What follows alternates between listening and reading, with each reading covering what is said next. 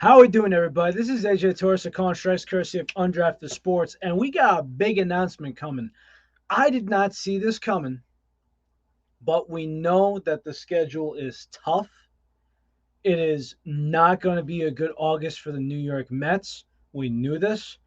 And if you look at the schedule where there is a week and a half stretch where all they do is play either the Dodgers or the Giants. Giants, nobody thought they would be this good, but still, having that in the beef of a middle of the August in this race is absolutely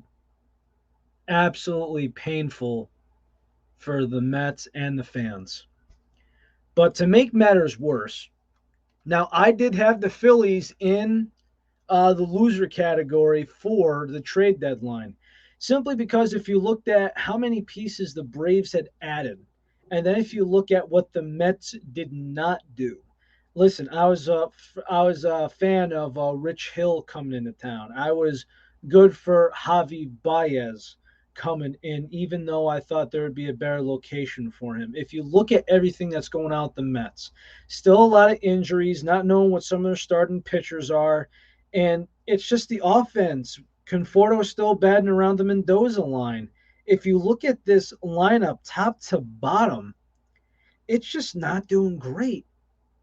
Granted, Marcus Stroman went 5 innings, 5 hits, 2 earned runs, 5 Ks, 1 walk, 1 homer allowed. Loop, 1 hit allowed, 2 strikeouts. Seth Lugo, 1 strikeout, 1 inning. Diaz gives off a bomb to Bryce Harper, and that's the deciding factor of this game. If we go by the Phillies, Kyle Gibson gives them 6 innings of 1 earned run ball. That's what you trade this guy for. Neris, no earned runs.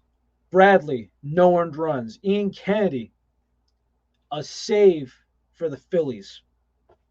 Gave up 1 solo shot, but that was it. That was it. It's painful. Look at Marcus Stroman.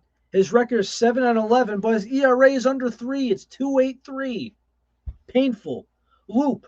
You could argue that he could argue a case that he's the best left-hand relief pitcher in baseball this year. You literally can. Because if you look at the work he's put in, the situations that have been called for, he's a candidate. He really is. You could really make an argument there. But Edwin Diaz, we know how this goes. We really do at this point. His ERA is sitting around 4.12, and it's just not great for a guy that you think is closing caliber. I'm not going to disgruntle Javi Baez with his error. That's number 20 of the year. And people have always made fun of guys like Derek Jeter for throwing errors and being a superstar. I digress.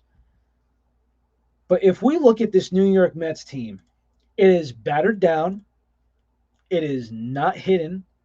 The stars are not showing up. I mean, just look at top to bottom here. The offense is the Achilles heel. Was Javi Baez enough? Do you like your pitching? Are you satisfied with it? I think it's too inconsistent. You're going to need to count on a lot of what ifs. And let's just face it, Jacob deGrom, he is hurt. And can they continue to go on like this? Did the Phillies actually do what could potentially make me go, you look at my past videos, right? And you could easily go in the comments as a Phillies fan and be, oh, yeah, buddy, guess what? Knock, knock, rent free. You could. You could literally do that, and you have every single right to. Because, listen, I always say, shut me up. I always do. But just remember, I just go off of what I see. The Mets have been in first place for basically the whole year, squeezing by. Extra added bat, guys getting back off the injured list. And then the Braves basically just bolstering up and then being the full complete winners at a trade deadline. I say that because of the quantity and quality of the pieces they got. They redid their outfield. They put in a new bullpen arm. Whereas the Dodgers, it's like, okay, you've already had goods before, but with injuries and one guy out on commissioner leave, you replaced him for a big haul. I'm really high on Josiah Gray. That might be a little biased because I'm a Danbury Westerners fan and Gray is alumni of the team.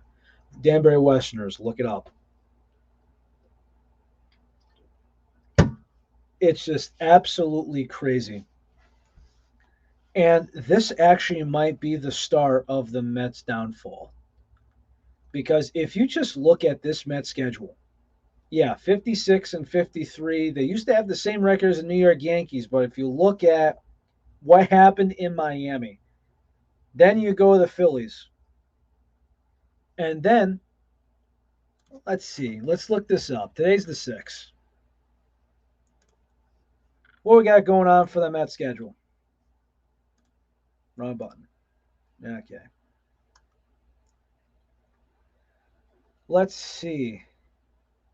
Okay, you got the Nationals after this Philly series. You go Phillies tomorrow at 4, Sunday 105 game, a day off on Monday. You got the Nationals that are battered down. But then this is probably one of the hardest stretches in all of baseball for the Mets.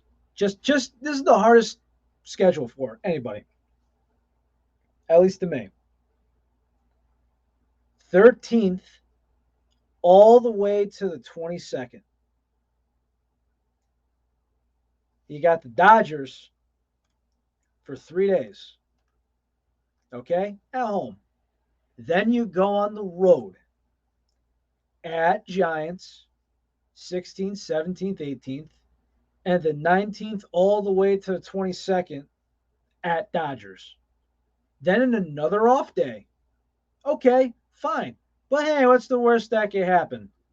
How about a 3-game set against the Giants again before hosting the Nationals and another day off? Then you got another game versus the Marlins, which, by the way, just remember, they had you walking home, tail between your legs. The Marlins series have been pretty close games. But ever since the Michael Conforto Fugazi hit by a pitch with the elbow pad, that's right. Completion of games suspended on April 11th will be played at home at Citi Field, 1:10 Eastern Standard Time, and then let's see, it's a double header. The second game is at 7:10. That is a rough August for the Mets. And if you look at the Phillies, who apparently have an easy schedule, if you look at what the Braves are doing, if you are a Met fan, you are starting to panic. That's just how it is. There's no ifs, ands, or buts around it. You're starting to panic. And for every good reason. Every single good reason you could think of. Because it's one of those things where you have to see it to believe it. The Dodgers have had great pitching this year. The Giant pitching has been off the charts this year and has exceeded expectations by a good amount. But you play both those teams twice. 3-game series, 3-game series, 4-game series, day off, 3-game series. Ouch. But that's all I got for this one. Met fans, are you worried? Are you concerned a little bit? Or you're just trying to ride it out? This is AJ Torres of Calling Strikes, courtesy of the word of Undrafted Sports. Have a good one, everybody.